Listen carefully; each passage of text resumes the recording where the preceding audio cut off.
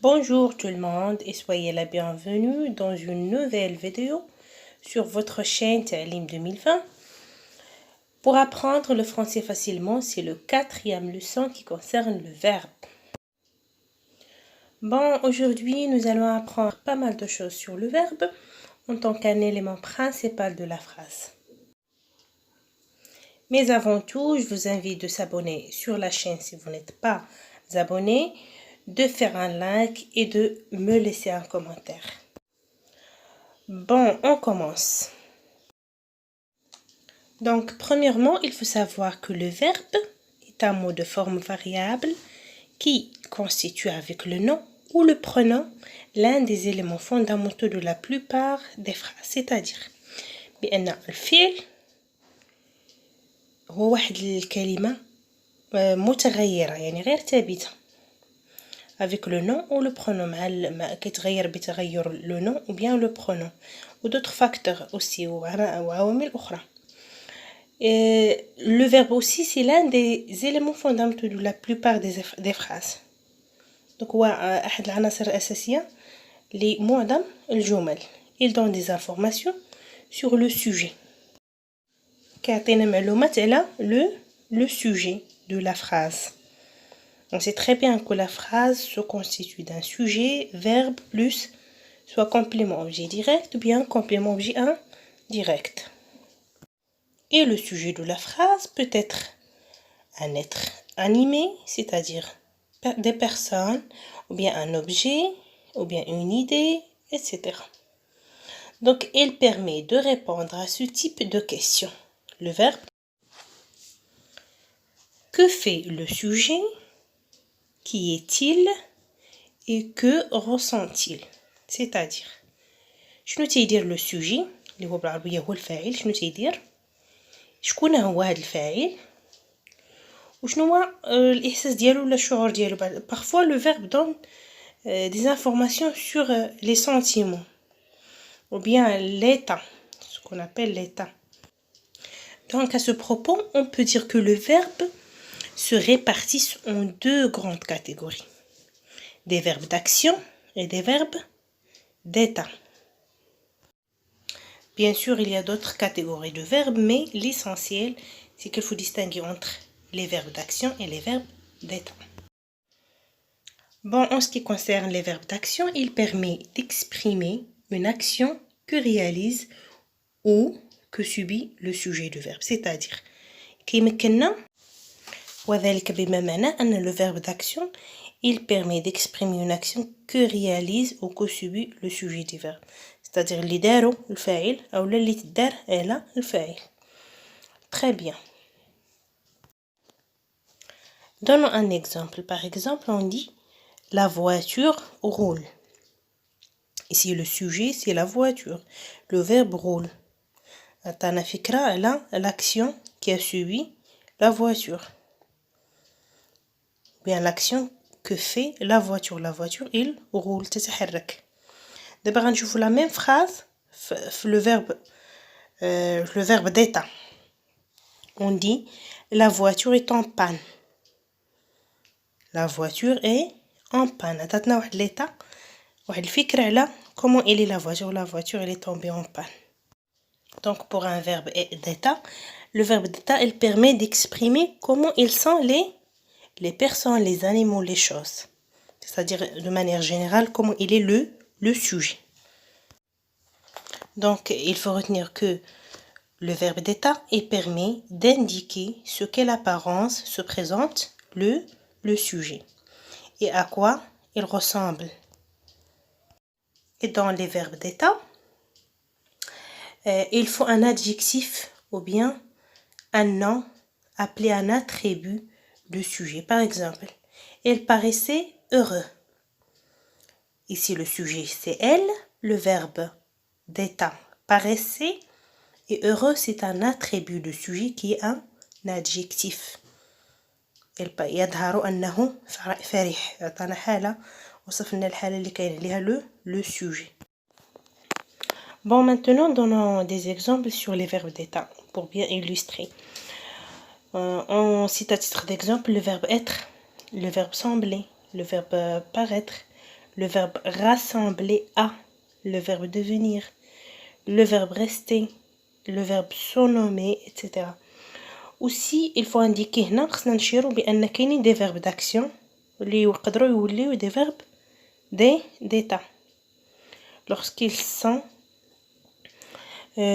accompagnés d'un attribut de sujet. Par exemple, le héros tombe mort.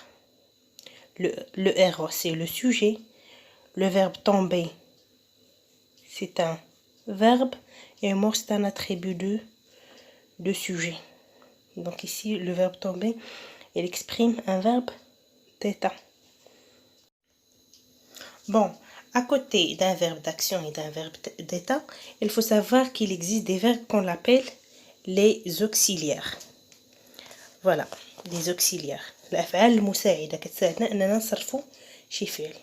Donc l'auxiliaire est un verbe qui sert à conjuguer un autre verbe à certains modes. شفنا les modes. قلنا à titre d'exemple l'infinitif, l'impératif, l'indicatif, etc. Ce sont des modes. Le subjonctif. À certains temps, on a distingué la dernière fois entre et à certaines voix, et on a distingué entre deux voix, la voix active et la voix passive. بالعربية المبني للمعلوم والمبني للمجهول تقريبا نقدروا نقولوا بحال هكا. Voilà, donc ici, il faut retenir qu'il y a deux principaux auxiliaires, c'est l'auxiliaire avoir et l'auxiliaire être, qui permet de conjuguer un autre verbe. Comme il faut savoir aussi qu'il y a des verbes qu'on appelle des verbes pronominaux, il y a aussi des verbes transitifs. وقاش نقولوا بأن le verbe transitif ملي كيكون عندنا في la phrase verbe sujet complément objet direct ou la complément objet indirect. Alors pour les verbes intransitifs, c'est le verbe ملي كيكون فيه غير le sujet ou le verbe, c'est-à-dire sans complément d'objet, que ça soit direct ou bien indirect. Ici on va les détailler par la suite Inch'Allah, étape par étape. Bon, حتى لهنا ce qu'il faut retenir, c'est le verbe d'action, le verbe d'état et les auxiliaires. هادو خصكم تبقاو تفرقوا بيناتهم. Bon, comme deuxième étape, il faut savoir que le verbe, il se conjugue à différentes personnes.